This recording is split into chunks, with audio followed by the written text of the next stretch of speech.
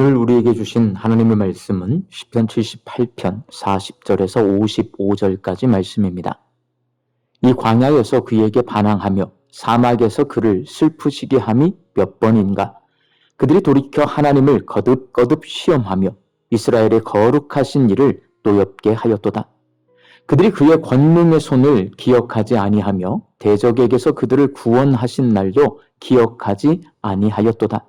그때에 하나님이 애굽에서 그의 표적들을, 소환들에서 그의 징조들을 나타내사 그들의 강과 시내를 피로 변하여 그들로 마실 수 없게 하시며 새파리떼를 그들에게 보내어 그들을 물게 하시고 개구리를 보내어 해하게 하셨으며 그들의 토산물을 황충에게 주셨고 그들이 수고한 것을 메뚜기에게 주셨으며 그들의 포도나무를 우박으로 그들의 뽕나무를 서리로 죽이셨으며 그들의 가축을 우박에 그들의 양떼를 번갯불에 넘기셨으며 그의 맹렬한 노여움과 진노와 분노와 고난 곧 재앙의 천사들을 그들에게 내려 보내셨으며 그는 진노로 길을 닦으사 그들의 목숨이 죽음을 면하지 못하게 하시고 그들의 생명을 전염병에 붙이셨으며 애굽에서 모든 장자 곧 함의 장막에 있는 그들의 기력의 처음 것을 치셨으나 그가 자기 백성은 양같이 인도하여 내시고 광야에서 양떼같이 지도하셨도다.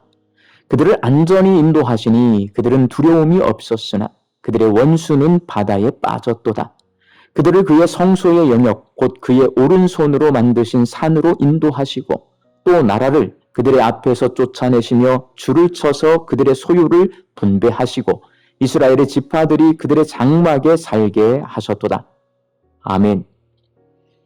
어린 시절 시골교회에서 목사님과 권사님이 귀신 들린 여성을 가운데 앉히고 양쪽에서 남자 집사님이 꽉 잡은 상태에서 마귀들과 싸울지라 죄악 벗은 형제여 찬송을 부를 때에 그 여성분이 경련을 일으키고 권사님들이 뜨겁게 중보기도하는 가운데 목사님께서 내가 나사렛 예수의 이름으로 명하노니 악하고 더러운 귀신아 떠나가라 라고 외치며 기도하자 그 여성분이 거품을 품고 들어 눕더니 귀신이 떠나가는 장면을 목격한 경험이 있습니다.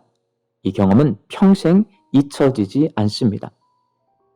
많은 문제를 일으켰지만 장성 사거리에 있는 기도원의 원장이 암에 걸린 환자들의 환부를 손으로 후벼 파서 암덩어리를 꺼내는 장면도 평생 잊혀지지 않습니다. 여러분, 홍해바다가 갈라졌습니다.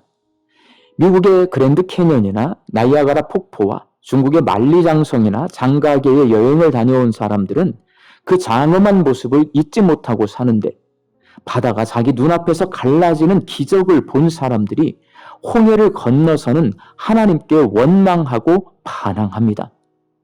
출애굽의 역사와 광야 생활은 순간순간이 하나님의 기적이고 매일매일의 삶이 하나님의 기적을 경험하는 삶인데도 불구하고 왜 이스라엘 백성은 광야에서 하나님께 원망하고 하나님을 배반하고 하나님께 반항했을까요? 그들의 몸은 출애굽했지만 생각과 마음과 정신을 아직 애굽에 두고 나왔기 때문입니다. 본문 42절 말씀입니다. 그들이 그의 권능의 손을 기억하지 아니하며 대적에게서 그들을 구원하신 날도 기억하지 아니하였도다. 이스라엘 백성이 하나님의 권능의 손으로 행하신 기적을 잊어버린 이유는 몸은 애굽을 빠져나왔지만 생각, 마음, 정신은 여전히 애굽에 사로잡혀 있기 때문입니다. 애굽의 가치관은 한마디로 풍요로움입니다. 애굽 사람들은 농사가 잘 돼서 풍요로워지기를 기원합니다.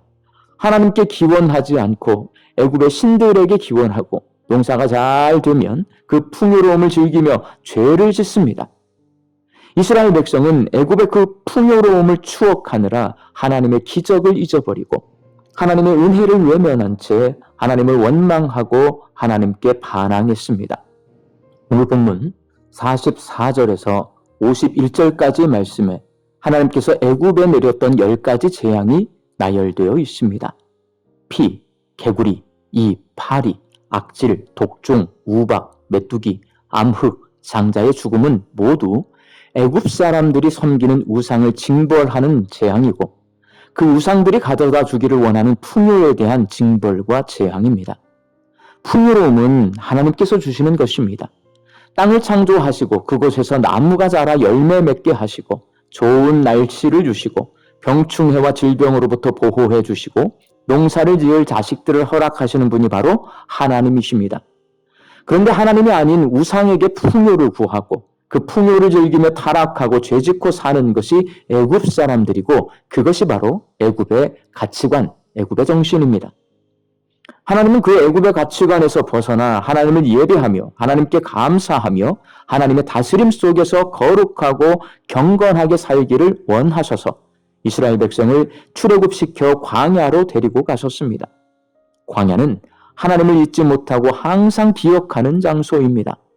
물을 마시려고 해도 하나님의 도움이 필요하고 먹을 것을 구하려고 해도 하나님의 도움이 필요하고 뜨거운 햇빛을 피하려고 해도 하나님의 도움이 필요하고 잠을 자려 해도 하나님의 도움이 필요합니다. 광야는 애굽의 가치관을 내려놓고 하나님 나라의 가치관을 갖는 곳입니다. 이스라엘 백성이 하나님을 늘 기억할 수밖에 없는 광야에서 하나님을 잊어버리게 만드는 애굽의 가치관을 내려놓아야 하나님께 원망하지 않고 반항하지 않고 살 수 있습니다. 애굽의 가치관을 내려놓고 광야에서 쉴만한 물가로 푸른 초장으로 인도하시는 하나님을 만나고 의지하며 살아야 합니다. 사랑하는 광주 양림교회 성도 여러분, 나는 풍요로움을 쫓고 있습니까? 하나님을 쫓고 있습니까? 애굽의 가치관을 내려놓고 하나님 나라의 가치관을 가지고 살아야 합니다. 우리의 인생길은 광야길입니다. 목마르고 배고픈 것이 당연합니다. 목마를 때 애굽의 가치관을 가지고 나일강 바라보지 말고 반석에서 물을 내주시는 하나님을 바라봐야 하고, 배고플 때 애굽의 가치관을 가지고 애굽 땅의 고기를 바라보지 말고 만나와 메추라기를 내려주시는 하나님을 바라봐야 합니다. 하나님 나라의 가치관을 가지고 사는 사람에게 감사와 기쁨과 평화가 있습니다. 우리 광주 양림교회 성도들이 광야와 같은 인생길을 걸어갈 때 하나님 나라의 가치관을 가지고 세상은 알지도 못하고 줄 수도 없는 기쁨과 평화를 누리며 사시기를 예수님의 이름으로 축원합니다. 함께 기도하겠습니다. 광야와 같은 인생길을 걸어갑니다. 풍요로움을 쫓는 애굽의 가치관을 내려놓고 하나님만을 바라보는 하나님 나라의 가치관을 가지고 살게 하여 주옵소서. 목마르고 배고플 때 하나님이 내게 주신 것이 무엇인지를 찾게 하여 주시옵시고, 주신 것에 감사하며 자족하며 살 때에 그 하나님 나라 가치관 아래에서 내가 세상이 줄 수 없는 기쁨과 평화를 누리며 살게 하여 주옵소서. 우리 광주 양림교회 성도들이 이 한 주간 함께 한 목소리로 기도합니다. 중동 지역의 전쟁과 갈등이 완화되게 하여 주시고 대화와 타협을 통해 평화가 정착되게 하여 주옵소서. 6월 24일부터 7월 3일까지 진행되는 청년부 미국 비전 트립이 안전하게 진행되게 하여 주시고 참여하는 우리 청년들이 선교의 비전을 품게 하여 주옵소서. 우리 교회가 후원하고 있는 체코의 선한 이웃교회 위하여 기도합니다. 성도들이 신앙훈련을 통해 굳건한 믿음을 가지고 미래의 든든한 일꾼으로 성장해 가게 하여 주옵소서. 하나님, 우리 양림교회 성도들 이 한 주간도 장마철 가운데서도 안전하고 건강하게 살게 하여 주시고 하나님 주신 일용할 양식을 풍성히 거두고 하나님 앞에 감사하며 자족하며 살게 하여 주옵소서. 흩어져 살고 있는 내 가족과 자녀들에게도 믿음 주시어서 애굽의 가치관을 가지고 세상의 풍요로움을 쫓아가는 것이 아니라 하나님 나라의 가치관을 가지고 하나님이 주신 것을 감사하고 자족하며 살 수 있게 하여 주옵소서.